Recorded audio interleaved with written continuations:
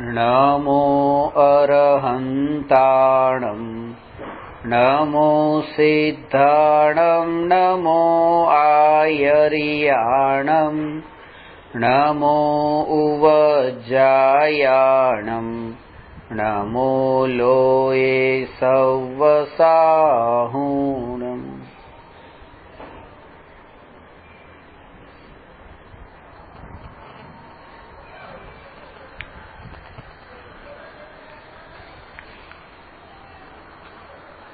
ગુણસ્થાન વિવેચન સમ્યક જ્ઞાન ચંદ્રિકા પીઠિકા પાના નંબર 17. કામ ભોગાદિકના પક્ષપાતીનું વર્ણન જે શિષ્યએ કર્યું એ શિષ્યની શંકાના સમાધાન રૂપે હવે અહીંયા ખુલાસો કરે છે. 17મા પાના ઉપર ત્રીજો પેરેગ્રાફ છે. તે વિવાહાદિ કાર્યમાં મોટાઈ થવાનું કહ્યું. તે મોટાઈ કેટલા દિવસ રહેશે? જેના માટે મહાપાપારંભ કરી નરકાદિમાં ઘણા કાળ સુધી દુઃખ ભોગવવું પડશે. તે કાર્યોમાં તારાથી પણ વધારે ધન લગાવવા વાળા ઘણા છે. તેથી વિશેષ મોટાઈ પણ થવા વાળી નથી. શાસ્ત્રાભ્યાસથી તો એવી મોટાઈ થાય છે કે જેની સર્વજન મહિમા કરે છે. ઇન્દ્રાદિક પણ પ્રશંસા કરે છે અને પરંપરાથી સ્વર્ગ મુક્તિનું કારણ છે. માટે વિવાહાદિ કાર્યોનો વિકલ્પ છોડી શાસ્ત્રાભ્યાસનો પુરુષાર્થ કરવો. સર્વથા ન છૂટે તો બહુ વિકલ્પ ના કરશો. આ પ્રકારે કામ ભોગાદિકના પક્ષપાતીને શાસ્ત્રાભ્યાસમાં સન્મુખ કર્યો.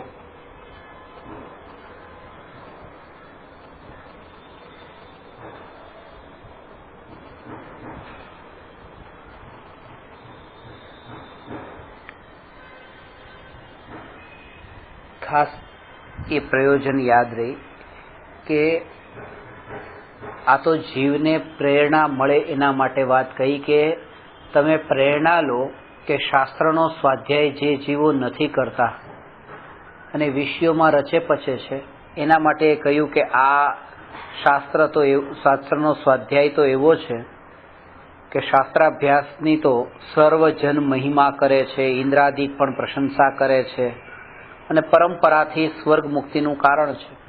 આ રીતે એને પ્રેરણા આપવામાં આવે છે. પણ જો જીવનું આ જ ધ્યેય બની જાય અને એનો રસ પડી જાય તો શાસ્ત્ર સ્વાધ્યાયનું ફળ છે એ જે ખરી રીતે જે મળવું જોઈએ એ મળી શકતું નથી.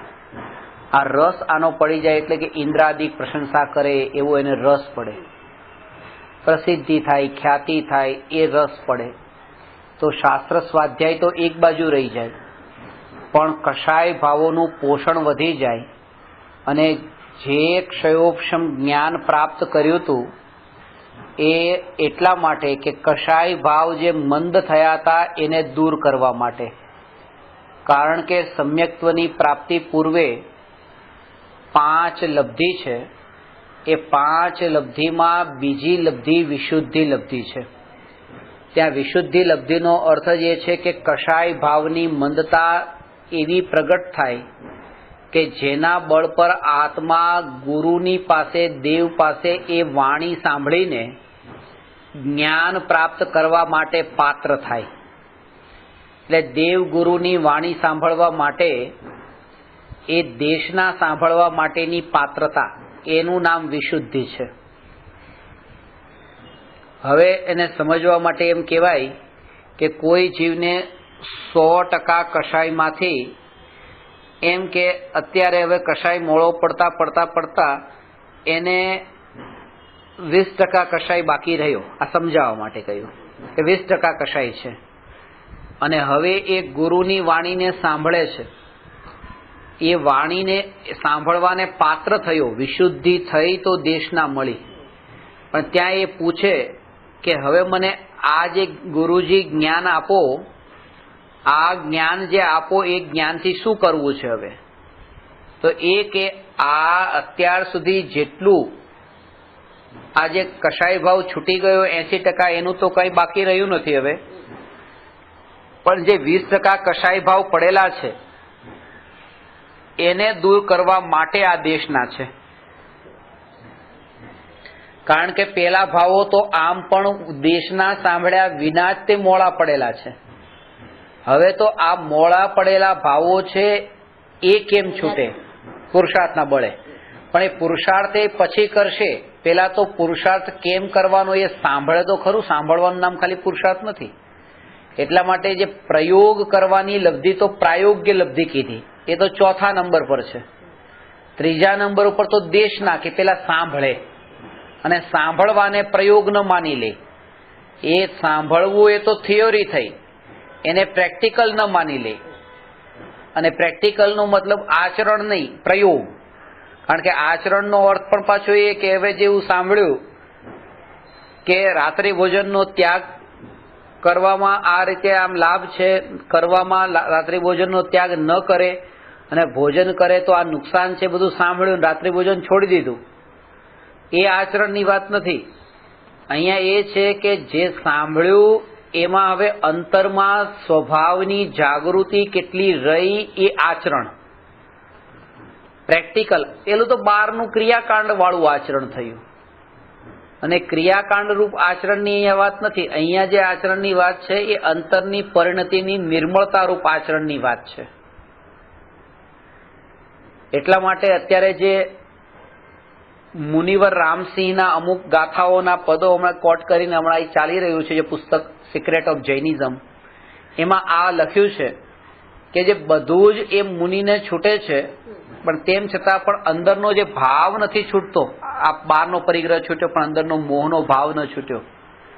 એટલે જે ચારિત્ર જે આચરણ કહીએ છીએ, આચરણ પણ આ બહારના ક્રિયાકાંડનું નામ હોત તો એને ધર્મ વધારે થવો જોઈએ. કોને? કે ભાઈ એક વ્યક્તિએ દીક્ષા લઈને સંન્યાસ લઈને હવે એકાંતમાં રહે છે, ક્યાંય જવું આવવું નહીં, બિલકુલ એકાંત, કોઈ સાથે વાતચીત કરવી નહીં, કોઈની ટીકા નિંદા કરવી નહીં, કોઈ પારકા સાથે કોઈ મતલબ નહીં, એક જગ્યાએથી બીજી જગ્યાએ જવું પણ નહીં, સ્થિર થઈ ગયા. કોણ આવે છે ને કોણ જાય છે નજર પણ કરવી નહીં, કોણ શું કહે છે એને કંઈ સાંભળવું નહીં, આવી રીતે બધું લઈને બેસી ગયા. અને આવી ઊંચી તપશ્ચર્યા કરે છે. તો એ જીવ માટે એ કહ્યું છે કે જે તપશ્ચર્યાના કારણે તમે પોતાને મહાન માનો છો ને મનાવો છો, આવું તો વનસ્પતિ ઝાડ પાન પણ કરે છે. કે એ ઝાડ જે છે એમાં જીવ એ કોઈની નિંદા કરવા જતા નથી, એ એક જગ્યા ઉપર જ છે, બહુ ફરફર કરતા નથી, એ કોઈની ક્યાંય પણ આડેધડ નજર કરતા નથી, કોઈને દેખતા નથી બહારમાં કોણ આવ્યું ને કોણ ગયું, એ કોઈની વાતને સાંભળતા પણ નથી, કોણે સારું કીધું ને કોણે ખરાબ કીધું. તો એને પણ પછી ધર્મી માની લેવા જોઈએ.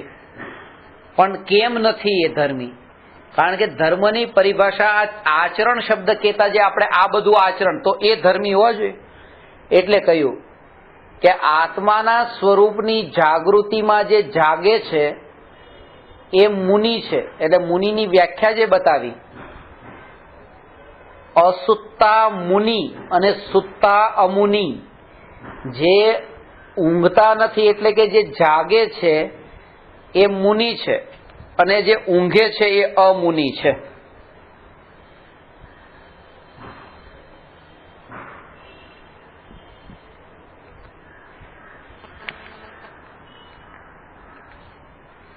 એટલે સાંભળ્યા પછી એનો પ્રયોગ જે કરે, પ્રયોગની આ વાત છે કે જે સાંભળી લીધી વાત, સાંભળ્યા પછી આચરણનો અર્થ એ નહીં કે હવે તમે કેટલું ફોલો કરવાનું ચાલુ કર્યું, અંદરમાં કેટલી જાગૃતિ રહી કે આ મારું સ્વરૂપ નહીં ને હું આનાથી જુદો.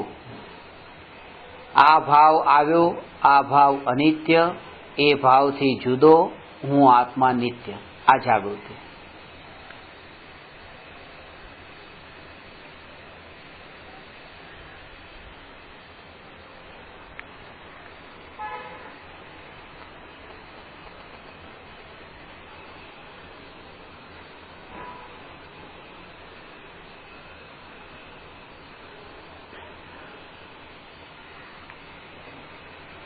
એટલે એ કે હવે જે શિષ્ય જ્ઞાન પ્રાપ્ત કરવા ગુરુ પાસે જાય છે, કહે છે કે મને જ્ઞાન આપો, અને જ્યારે આટલો વિનયવાન થઈને ગુરુને જ્યારે સમય છે ત્યારે જ્ઞાન લેવા જાય છે, ગુરુ પાસે જેટલો સમય હોય એટલો સમય જ્ઞાન લઈને સંતુષ્ટ થાય છે અને પોતે વિનયવાન થઈને જ્ઞાન લે છે, તો એ કેટલો એનો કશાય ભાવ પાતળો પડેલો હોય.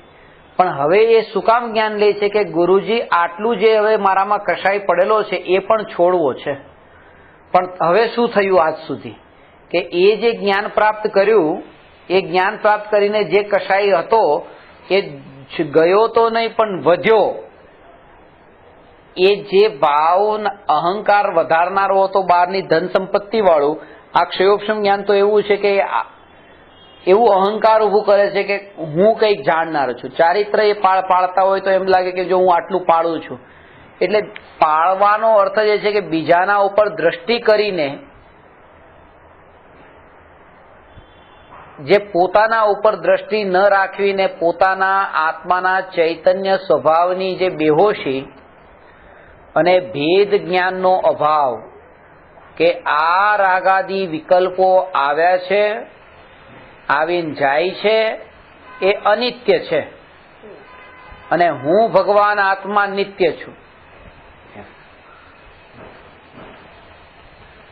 આ ભેદ જ્ઞાન પોતાની દ્રષ્ટિમાં જાગૃતિ એવી વર્તે કે હું આ નિત્ય, આ અનિત્ય, નિત્ય અનિત્યનો ભેદ આવા વિચારોમાં રહે. શરૂઆતની ભૂમિકામાં એવું હોય કે તમે ટ્રેન પકડવાના છો, પ્લેન પકડવાના છો, અને તમારે 1 કલાકની વાર છે ને 1 કલાકનો રસ્તો છે, જવું છે ત્યાં. એટલે આકુળતા થાય કે શું પહોંચાશે કે નહીં પહોંચાય, હવે શું થશે શું થશે. પણ શરૂઆતની ભૂમિકામાં વચ્ચે વચ્ચે જે થવાનું છે થશે, આ વિચાર તમને આવે. હવે આવા વિચાર જે છે એ વિચાર જ તે જ્યારે પહેલા કલાકમાં માનો કે 2 વાર આવતા હતા, તો પછી કલાકમાં 4 વાર આવતા થયા, 15-15 મિનિટે આવતા થયા, પછી 10-10 મિનિટે આવતા થયા. અને આવા પ્રકારની તે જાગૃતિ જ્યારે વધતી જાય છે ત્યારે એ કોઈ જીવને જે સેલ્ફ રિયલાઇઝેશન, આત્માની અનુભૂતિ થાય છે, આવા તત્વ વિચારના બળે જ આત્મા એટલો કોમળ થયો હોય કે એને આત્માની અનુભૂતિ થાય. પણ ચિંતનની ધારા જે છે, ચિંતનની ધારા જેવી બેહોશી આવી તો પાછું જાગૃત કે હું આ છું. ના, હું કહેતો હોઉં તમને ત્યારે પણ તમારે અંતરમાં એ રિયલાઇઝ કરતું રહેવાનું કે આ સાંભળનાર પણ હું નહીં, હું ચૈતન્ય સ્વભાવી નિત્ય. આ સાંભળનાર છે તે અનિત્ય છે અને ચૈતન્ય સ્વભાવી આત્મા નિત્ય છે. આ સાંભળનાર એ અવસ્થા છે અને ચૈતન્ય સ્વભાવ જે ત્રિકાળ ટકીને રહેનારો છે. એવો વિચાર જો નિરંતર ચાલતો રહે આવો, તો એના કારણે આ જે અનિત્ય અવસ્થાઓ છે એ અવસ્થાના અંદર તન્મયતા ન થાય. જોડાણ જે હોય એ જોડાણ થોડું ઘટતું જાય, એ વાત કહે છે.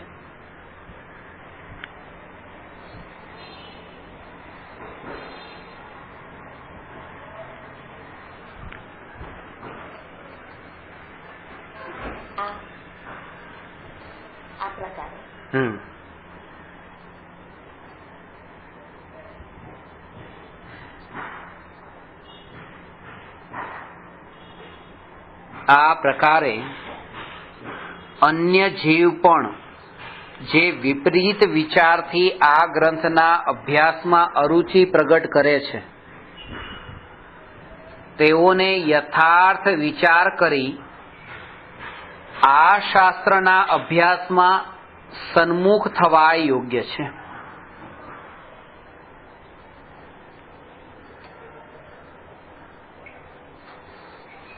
એમ કરીને એ બધા જીવોને પણ આ તરફ પ્રેર્યા કે તમે આના તરફ આવો. 24મું હવે કહે છે. અહીં અન્યમતી કહે છે કે તમોએ પોતાના જ શાસ્ત્રનો અભ્યાસ કરવાને દ્રઢ કર્યો. અમારા મતમાં વિવિધ યુક્તિ આદિ સહિત શાસ્ત્ર છે, તેનો પણ અભ્યાસ શા માટે ન કરાવાય? આ અન્ય મતનો ઉપદેશનો નિષેધ કર્યો છે.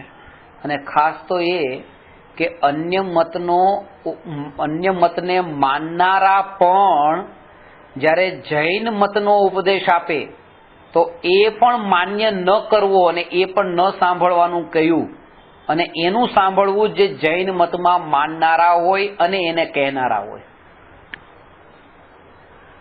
આ તમારા આત્મહિત માટેની વાત કહી.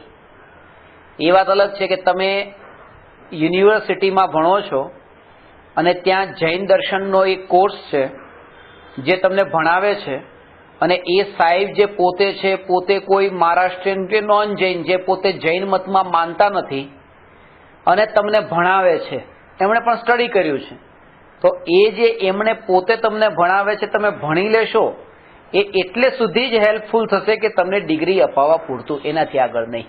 આત્મકલ્યાણમાં કોઈ રીતે ઉપકારી નહીં થાય. આત્મકલ્યાણ કે જે વક્તા છે, બોલનારા છે, એને તો એટલી દ્રઢ પ્રતીતિ હોવી જોઈએ કે આ જ વાત સત્ય છે, અંદરની શ્રદ્ધા પૂર્વક જો કે તો એટલા માટે શાસ્ત્રોમાં તો અહીં સુધી લખ્યું કે જૈન મતમાં માનનારો હોય એ જ જો ઉપદેશ આપે તો એનો ઉપદેશ જ પરિણમે. અને જૈન મતમાં માનનારાની પરિભાષા એમાં એ બતાવી કે સમ્યક દ્રષ્ટિ. ખાલી એમ નહીં કે જેણે ખાલી વાંચી લીધું હોય અને યાદ કરી લીધું હોય એ પછી જૈન મતને માનનારા પણ હોય પણ વાંચીને યાદ બોલતા હોય તો આ એના જેવું જ છે. આ બે વ્યક્તિ જેમ બોલે છે એમ કે કાશ્મીર પૃથ્વી પરનું સ્વર્ગ છે, અને બીજી વ્યક્તિ કે કાશ્મીર તો આ પૃથ્વી પરનું સ્વર્ગ છે. બે વાતો કરે છે, કારણ કે આ છાપામાં બહુ આર્ટિકલ એક આવ્યો છે, બંને ઘરેથી વાંચીને આવ્યા છે, બે બોલે છે, બેમાંથી એકઈ કાશ્મીર જોયું નથી.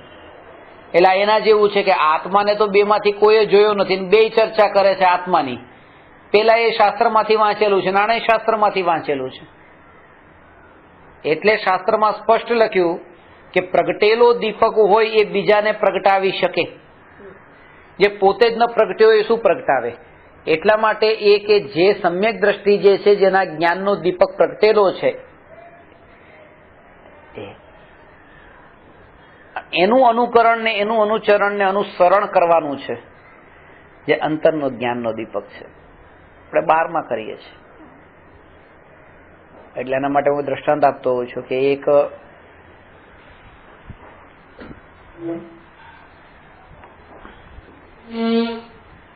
વ્યક્તિ જે ગુરુ છે, જટાધારી, અને પાછળ જટા ઘણી એવી વધી ગયેલી છે, તો પાછળ શિષ્ય પણ ચાલે છે. ગુરુ ચાલતા હોય છે અને શિષ્ય પાછળ ચાલે છે, અને શિષ્યએ ગુરુની જટા જોઈને પોતાની જટા પણ વધારી દીધી કે ગુરુના માર્ગે ચાલવું તો જોઈએ ને, ગુરુ જેવા એવું ચાલવું જોઈએ. આગળ જતા એવું થયું કે શિષ્ય ટકરાય છે, અથડાય છે, નીચે પડે છે રસ્તા પર ચાલતા ચાલતા. ગુરુ નથી અથડાતા. હવે એનું કારણ એ છે કે ગુરુ જે ચાલતા હતા તો ગુરુની આગળ હાથમાં દીવો હતો, એટલે એમને તો રસ્તો દેખાતો હતો આગળ. શિષ્ય જે પાછળ છે એને દીવો દેખાતો નતો, એટલે એને દીવો હાથમાં રાખ્યો નહીં. એને પાછળથી જોયું તો ખાલી પાછળથી તો જટા દેખાણી, તો એના જેવા કપડા અને એના જેવી જટા અને ગુરુ જેવું બધું 12માં જેવું હતું બધું કરી નાખ્યું. આગળ અંદરમાં એની પાસે દીવો હતો એ દેખ્યું નહીં. તો અત્યારે એ જ થયું છે કે કોઈ જ્ઞાનીઓને દેખીને આપણે જેવું 12માં એ કરે છે બધું કરવા લાગીએ છીએ, અને જ્ઞાનીઓ ઠોકર નથી ખાતા પણ અજ્ઞાનીઓ ઠોકર ખાય છે.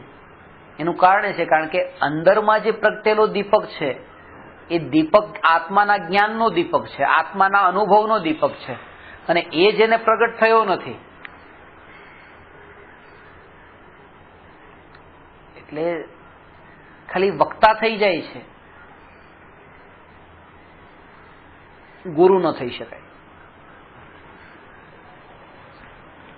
એટલે પેલું મેં તમને ક્યારે વાત કરી હોય તો કે એક પેલું ફાધર બનાવવાના ચર્ચની જે છે તો એમાં એક સ્કૂલ ખોલેલું છે પરદેશમાં એક જગ્યાએ, તો એમાં એ લોકોએ કે ત્યાં ફાધર તૈયાર કરે અને એવી રીતે બધું શીખાડે, પ્રવચન આપતા શીખાડે, અને પછી એનો કંઈક કોઈને 8 વર્ષ ભણવાનું, કોઈને 10 વર્ષ ભણવાનું એનો કોર્સ હોય, નાનપણથી એવી રીતે ટ્રેન કરે.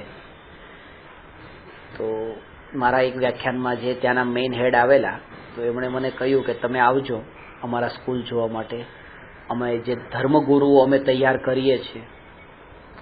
તો ત્યાં ક્લાસરૂમમાં છેલ્લા વર્ષનું જે સ્ટુડન્ટ્સ હતા એનો ક્લાસરૂમ ચાલતો હતો, હવે એ બહાર નીકળવાના હતા ભણીને, એટલે ટીચર શીખાડતા હતા એમને ત્યાં, અને અમે અંદર દાખલ થયા. એટલે મેં કીધું વાંધો નહીં, તમે તમારું ચાલુ રાખો. એટલે એમણે ચાલુ રાખ્યું. એટલે એ કહેતા હતા વિદ્યાર્થીઓને બધાને કે જો હવે તમે અહીંથી તૈયાર થઈ રહ્યા છો, હવે તમારે પ્રવચન આપવા જશો એટલે તમારે જ્યારે સ્વર્ગનું વર્ણન કરવાનું આવે ત્યારે તમારે આમ હાથ કરવાના, આમ ઉપર જોવાનું, પછી એવી રીતે કોઈ નરકનું વર્ણન આવે તો તમારે નીચે નજર કરી નાખવાની, તમારો કોઈ મહત્વનો વિષય આવે તો આમ તથા મુઠ્ઠી વાળી લેવાની અને આમ પછાડવાનું. એટલે જે રીતે તમે આમ બધું આમ શીખાડતા હતા. એટલે પછી જે મને લઈને ગયા હતા મેં એમને વાત કરી, મેં કહ્યું તમે આ અભિનેતા તૈયાર કરો છો, ફિલ્મના એક્ટર તૈયાર કરો છો કે ગુરુ તૈયાર કરો છો? એક્ટર તૈયાર થઈ રહ્યા છે. ગુરુના થવા માટેના કોઈ સ્કૂલ થોડા હોય છે કે જ્યાં ગુરુ તૈયાર થાય? એક્ટર તૈયાર થાય છે. એમને એક વાત કીધી મેં, આવી રીતે તમારા જેવા જ એક સ્કૂલમાં હું ગયો હતો અને ત્યાં સાહેબ બધા વિદ્યાર્થીઓને શીખાડતા હતા કે જો તમારા આ વર્ષો પૂરા થાય છે અને તમારે હવે ભણવાનું જ પૂરું થયું, હવે પ્રવચન આપવાનું ચાલુ થશે તમારે, તો ધ્યાન રાખજો. એટલે તમારે હવે જ્યારે સ્વર્ગનું વર્ણન કરવાનું આવે ત્યારે એટલો ચહેરો પ્રફુલ્લિત એવો બનાવી દેજો તમારો એમ.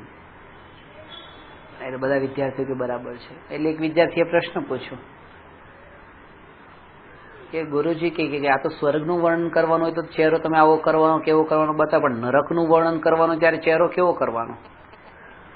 એટલે ગુરુજી કીધું કે ત્યાં કંઈ નહીં કરતા, તમે ત્યાં તમારો જેવો નોર્મલ છે ને એ જ રહેવા દેજો, ઇનફ છે નરકનું વર્ણન કરવા માટે.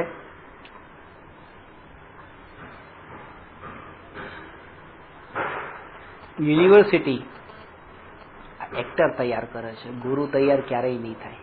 કે અંદરમાં દેખીને નિરખીને જોવે ને એના માટે ગુરુ. એટલા માટે હું યુનિવર્સિટી વિશ્વવિદ્યાલય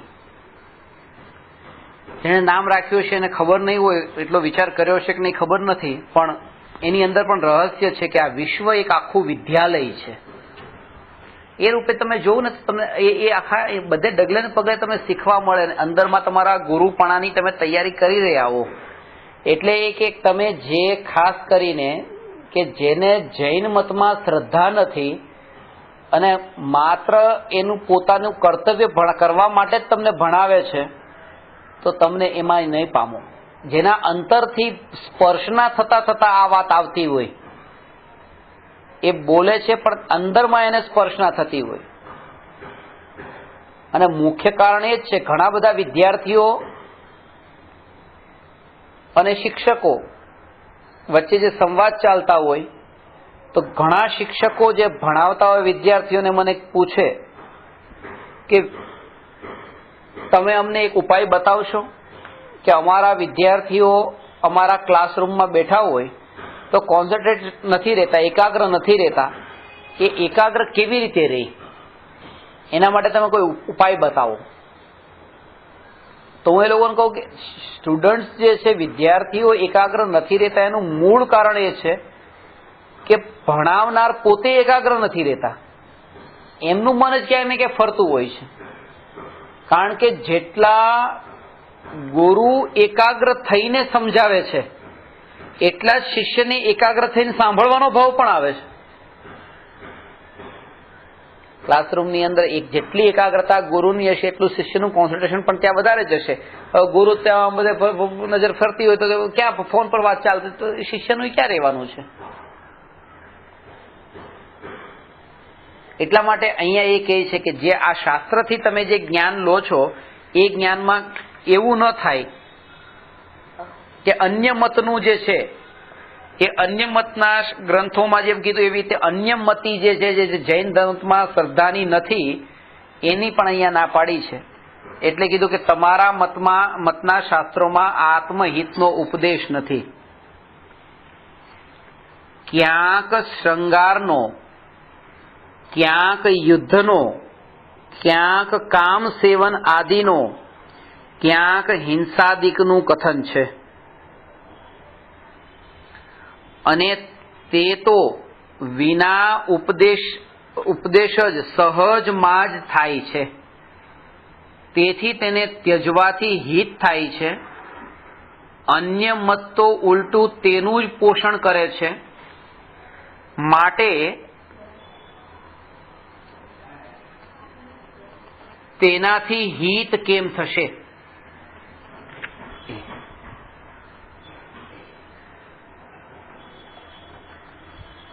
જો શૃંગાર, યુદ્ધ, કામ સેવન, હિંસા, આ બધાના કથન એ તમારા બધા જે શાસ્ત્રો તમે જે કહો છો એ તમારા મતના શાસ્ત્રોમાં આ પ્રકારે કથન કરેલા છે. હવે આવા પ્રકારના કથન જૈન મતમાં ક્યાંય નથી કર્યા એવું નથી. શું આ યુદ્ધ શૃંગારાદિનું વર્ણન જૈન મતમાં નથી કર્યું છે? કામદેવના રૂપના ઉપર વર્ણન નથી કર્યું? એમના સૌંદર્ય ઉપરનું વર્ણન નથી કર્યું? ચક્રવર્તીઓની યુદ્ધનું વર્ણન નથી કર્યું? કામ સેવનનું વર્ણન નથી કર્યું? ચક્રવર્તીઓની રાણીઓના વર્ણન નથી કર્યા? 96,000 રાણીઓને ભોગવે છે. ભરત ચક્રવર્તીએ 60,000 વર્ષ માટે યુદ્ધ કરવા નીકળી ગયા હતા.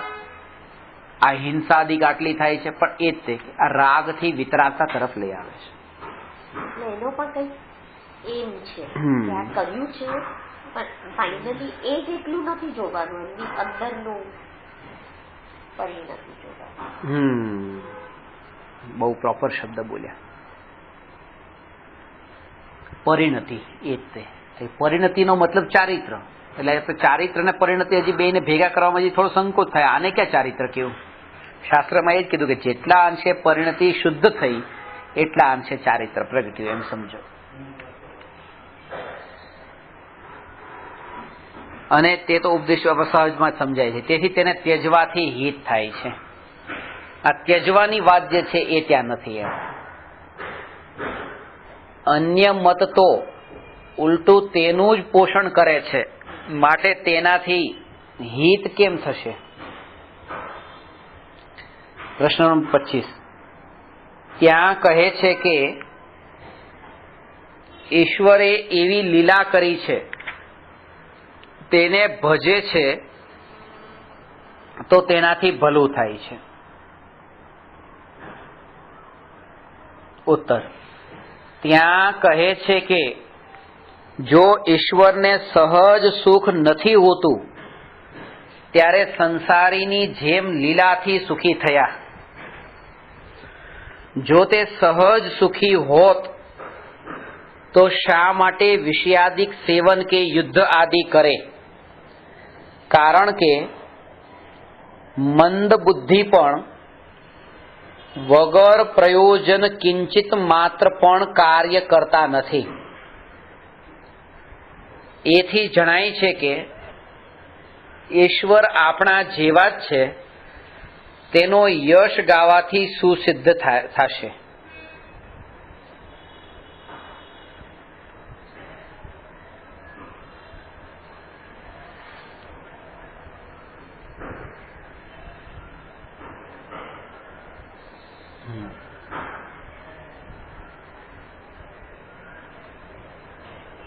જો અંતરથી જ સુખી થયા હોત તો આ લીલા આદિ કરવાની જરૂર જ ન પડે.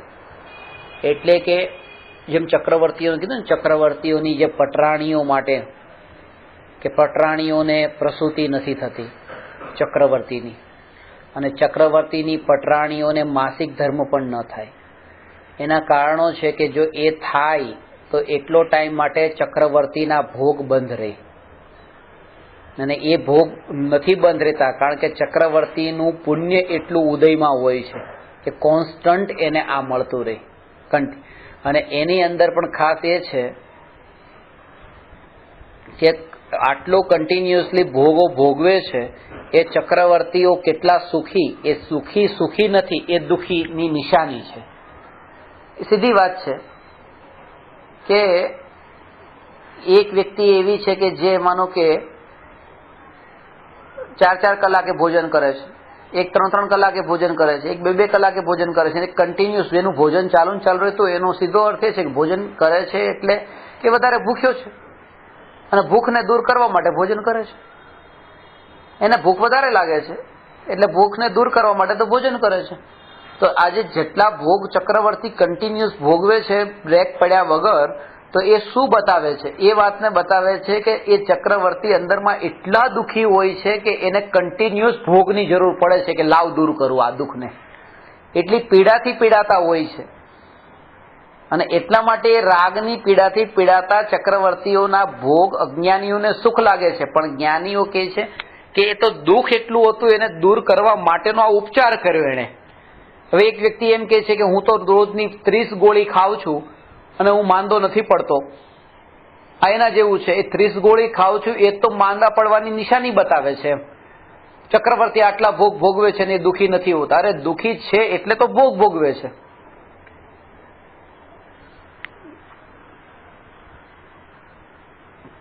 એટલે જો મુનિરાજોને ત્યાં કોઈ પર સંબંધમાં પરિવારજનો કોઈ રહ્યા નહીં કઈ, તો એનું કારણ એ છે કે અંદરમાંથી હવે આત્મા એટલો સ્વતંત્ર, સ્વાધીન અને સ્વભાવમાં સ્થિર થયો કે ત્યાં લક્ષ્ય જ નથી જતું એમને.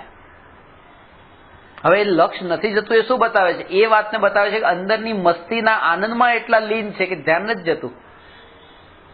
તો ધ્યાન જવું એ શું બતાવે છે? કે અંદર આનંદમાં નથી. અને આ 96,000 રાણીઓમાં જે લક્ષ્ય ગયું એ તો આત્માના સ્વરૂપમાં એવી અંદરમાં લીનતા નથી એની નિશાની બતાવે છે. એટલે એનો અર્થ સમજવો.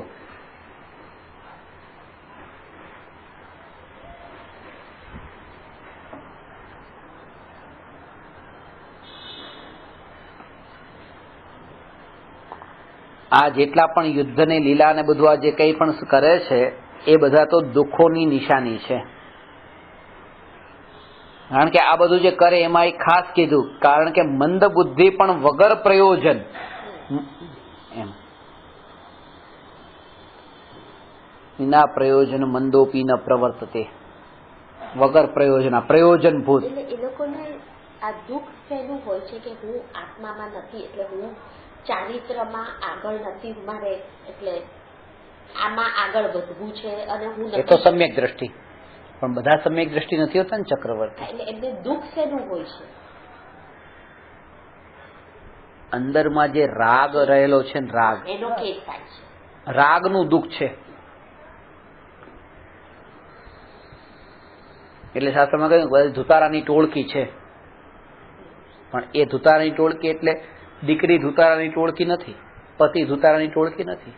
એના પ્રત્યે રહેલો પોતાનો રાગનો ભાવ એ ધુતારાની ટોળકી છે. એને તો કંઈ કરવાનું નથી, એને તો એની જગ્યાએ રહેવા દો.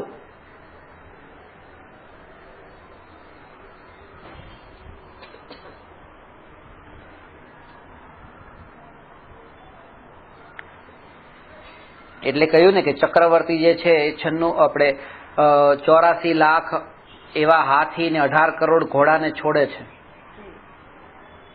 હવે એક ઘોડાને પણ જો બજારમાં છોડી દેવામાં આવ્યો હોય તો શું થાય બજારમાં હાલ?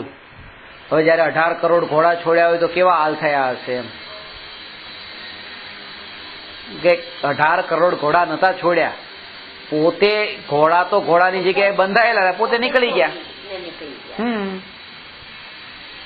એક ને થોડા છોડવા ગયા હતા, બાંધેલા ઘોડામાંથી છૂટા કરવા ગયા હતા. એટલે એ જ છે કે ઘર પરિવારજનોને તમે એમ ન કહી શકો કે તમે જાઓ, તમે ચૂપચાપ નીકળી જઈ શકો છો.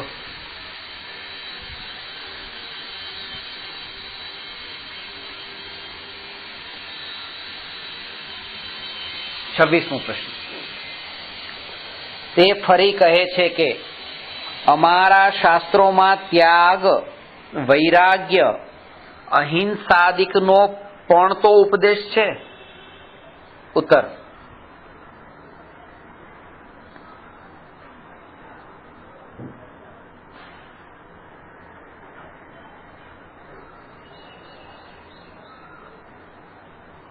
તે સર્વ ઉપદેશ પૂર્વાપર વિરોધ સહિત છે. ક્યાંક વિષય પોષાય છે, ક્યાંક નિષેધ કરે છે, ક્યાંક પહેલા વૈરાગ્ય બતાડી પાછળથી હિંસાદિક કરવી તે પુષ્ટ કરે છે. તે વાતુલ વચનવત, વાતુલ એટલે જેની બુદ્ધિ ઠેકાણે ન હોય, ખોટી બુદ્ધિરૂપ વચન પ્રમાણ કેવી રીતે હોય.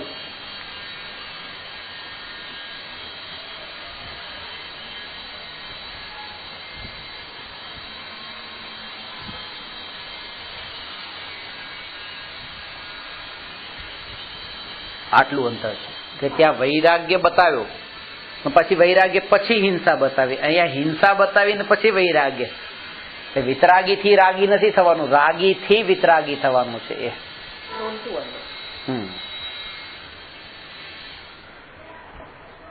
તે કહે છે કે 27 કે વેદાંત આદિ શાસ્ત્રોમાં તો તત્વનું નિરૂપણ છે. ઉત્તર: તેને કહીએ છે ના, તે નિરૂપણ પ્રમાણથી બાધિત છે. પ્રમાણથી. નિરૂપણ એટલે એક્સપ્લેનેશન.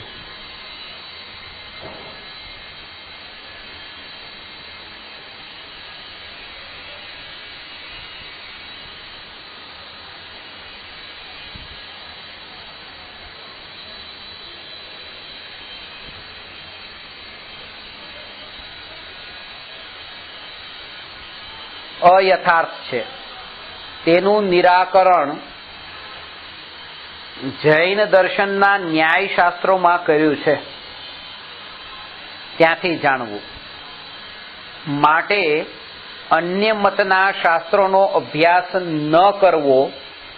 આ પ્રકારે જીવોને આ શાસ્ત્રના અધ્યયનમાં સન્મુખ કર્યા. આમાં પણ સમજવા જેવું છે. ન કરવો એટલે તમે એને ઉપાદેય માનીને ન કરવો. તર્ક યુક્તિથી તમારી પાસે એટલી શક્તિ હોય તો કરો, પણ તમારી પાસે અત્યારે એ ખબર નથી.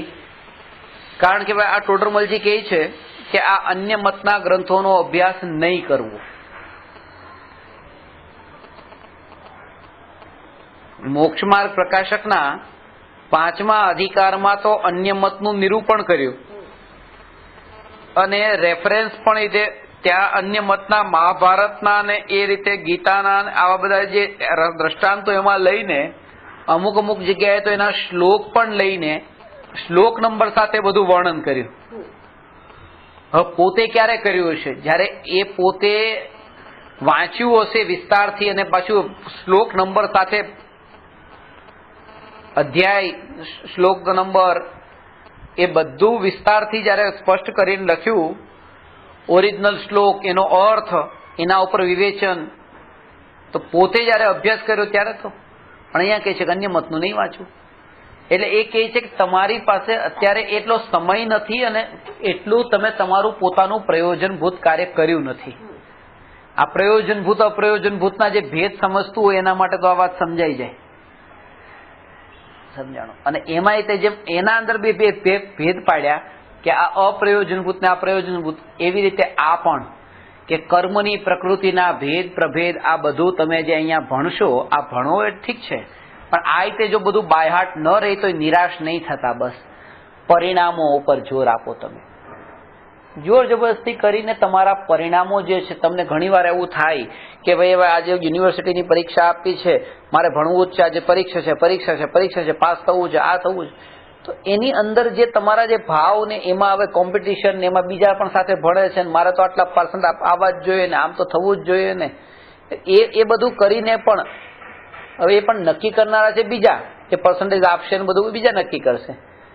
આકુળતા એટલી ન થાય. સાધક જીવની આ વાત કરું છું. એ પછી તમને જેમ હમણાં કીધું એ સ્ટુડન્ટ જેવી રીતે ચર્ચમાં ભણતા હોય છે એવી રીતે તમે ભણીને બહાર નીકળી જશો, પાસ થઈ જશો, પણ એક પ્રકારના એ એક્ટરની જેમ. પણ એ રિયલ જે તમારા અંદર આત્મામાં જે ક્રાંતિ ઘટિત થવી જોઈએ ને એ નહીં થાય.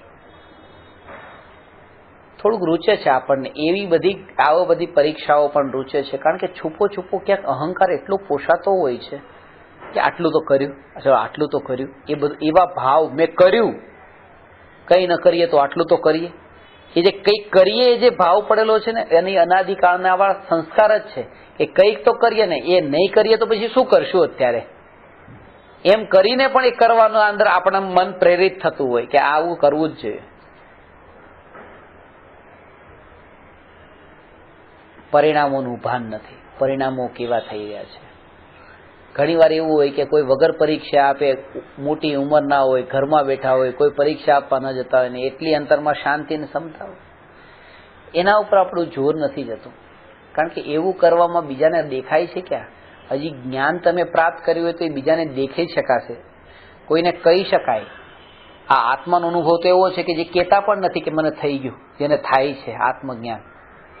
હજી આ કોર્સ કોઈ કરેલા હોય તો એ બીજાને બતાવવાના કામમાં પણ આવે છે. પરિણામો તપાસવા પોતાના.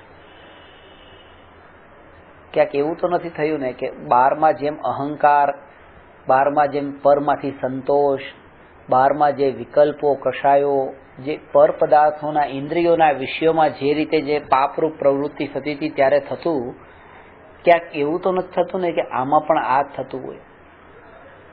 એટલે લક્ષ્યનો નિર્ણય જો કરશે ને તો એને ખ્યાલમાં આવશે. એટલે કૃપાળુદેવે તો એ શૈલીને વાપરી કે ભલે અન્ય મતના ગ્રંથોનો કૃપાળુદેવે પણ ભરપૂર અભ્યાસ કર્યો તો, તેમ છતાં પણ એની ટીકા નિંદા ન કરી, અલગ પ્રકારથી બતાવ્યું. કારણ કે એ જીવો અલગ હતા. જે મત છે ચારવાક દર્શન, એ કહે છે આત્મા નથી, તો એના માટે કૃપાળુદેવે એમ નહીં લખ્યું કે ચારવાક મતવાળા એમ કહે છે કે આત્મા નથી, તેથી તે ખોટા છે, એમાં માનતા નહીં, એવું વર્ણન ન કર્યું. એવું કીધું આત્મા છે, આટલું શીખી, આટલું સમજી.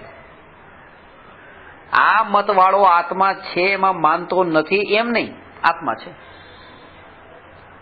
બૌદ્ધ મત એમ કહે છે કે આત્મા અનિત્ય છે, બધું અનિત્ય છે, બધું અનિત્ય છે, તો એમ નહીં કીધું આના નહીં માનતા, આટલું માની લો કે આત્મા નિત્ય છે. અને એ કહીને, કારણ કે એ કહીને કયા કયા દર્શનોમાં તમે જશો, હવે જેને ખબર જ નથી આ બધી વાતની, એને ઉલટું વધારે વિકલ્પનું કારણ બનશે.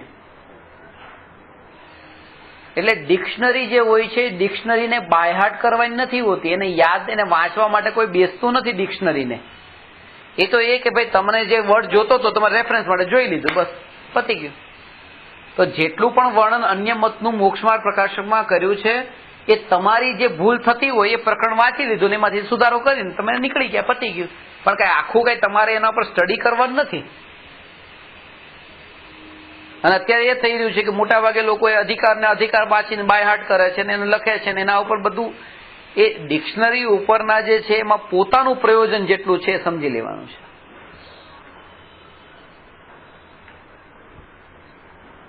અને કોઈ વર્ડ તમારા કામમાં ન આવતો એટલે એનો મતલબ એમ નથી કે ડિક્શનરીમાં જે લખ્યો એ ખોટે ખોટો લખી નાખ્યો.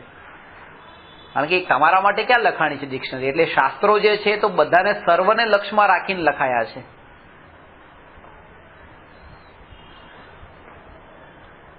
વિશાળ દ્રષ્ટિથી આ વિચાર કરે તો કે સમજાશે. હવે તેઓને કહીએ છીએ, હે ભવ્ય જનો, શાસ્ત્રાભ્યાસના અનેક અંગ છે. શબ્દ કે અર્થનું વાંચવું કે શીખવું, શીખવાડવું, ઉપદેશ દેવો, વિચારવું, સાંભળવું, પ્રશ્ન કરવા, સમાધાન જાણવા, વારંવાર ચર્ચા કરવી ઇત્યાદિ અનેક અંગ છે. જ્યાં જેમ બને તેમ અભ્યાસ કરવો. જો સર્વ શાસ્ત્રોનો અભ્યાસ ન થઈ શકે તો આ શાસ્ત્રમાં સુગમ તથા દુર્ગમ અનેક અર્થોનું નિરૂપણ છે. ત્યાં જેટલો થાય તેટલો જ અભ્યાસ કરવો, પરંતુ અભ્યાસમાં આળસુ થવું નહીં. બે વાત કીધી. થાય એટલો જકાર વાપર્યો પાછો, જ્યાં ત્યાં જેટલો થાય તેટલો જ અભ્યાસ કરવો. અને પાછું એ રીતે કે પરંતુ અભ્યાસમાં આળસુ નહીં થવું, કે ભાઈ ઠીક છે ભાઈ અમારાથી તો કાંઈ નથી થતું એમ કરીને આળસુ થઈને બેઠું ન રહેવું. જે શાસ્ત્રાભ્યાસના જે અનેક અંગ કયા ને, એમાં 5 પ્રકારના સ્વાધ્યાય કયા છે. એક વાંચના, બીજું પૃચ્છના, ત્રીજું આમનાય, ચોથું અનુપ્રેક્ષણ, પાંચમું ધર્મોપદેશ. એટલે ધર્મોપદેશ પણ એક પ્રકારનો સ્વાધ્યાય છે. અને આના ક્રમ છે. વાંચે, પછી પૂછે, પછી એનો પાઠ કરે, પછી ચિંતન કરે અને પછી એના ઉપર ઉપદેશ આપે. એટલે એમાં એ કીધું વાંચે એ પૂછે. એટલે હું ઘણી વાર તમને જો કહેતો હોઉં કે જે પ્રશ્ન પૂછે એ શ્રોતાઓ મને વધારે રૂચે, કારણ કે એની પાછળ કારણ કે વાંચે તો છે, એના અંદરમાં એટલો અભ્યાસ, પ્રશ્ન થયો ક્યાંથી? પ્રશ્ન તો એને નથી થતા જે બિલકુલ આળસુ છે અથવા તો જે કેવળી છે. એને લોકાલોકને જાણ્યું, હવે કોઈ શંકા રહી નહીં. અને કેવળી તો અત્યારે કોઈ છે નહીં અહીંયા, એટલે સમજવું કે પ્રશ્ન જેને અંદરમાં ઉદ્ભવતા ન હોય એ આળસુ છે, બેહોશ છે, સ્વચ્છંદી થઈને વર્તે છે. બાકી શંકા તો થાય જ તે, અને એ શંકાનું સમાધાન જ તે આગળ જીવને હજી લઈ જાય ઉન્નતિમાં.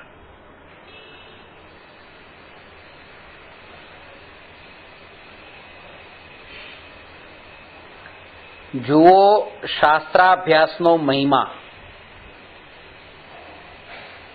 જેના થવાથી જીવ પરંપરાથી આત્માનુભવ દશાને પ્રાપ્ત થાય છે, જેનાથી મોક્ષરૂપ ફળની પ્રાપ્તિ થાય છે, એ તો દૂર રહ્યું. શાસ્ત્રાભ્યાસથી તત્કાલ પણ કેટલા ગુણ પ્રગટ થાય છે. આ શાસ્ત્ર સ્વાધ્યાયનો લાભ, એ બધો વિસ્તારથી વર્ણન કરશે. આવતી વખતે લઈશું અહીંથી. અને એ શાસ્ત્રાભ્યાસની મહિમા બતાવીને છેલ્લે એ કહેશે કે તમારું લક્ષ્ય ન ચૂકાય, લક્ષ્ય તમને ખ્યાલમાં હોવું જોઈએ. પરિણતિઓ પર જોર આપવું, વાંચન પર નહીં. નમો અરહંતાણમ નમો સિદ્ધાણમ નમો આયરિયાણમ નમો ઉવજાયાણમ નમો લોય સૌવસા.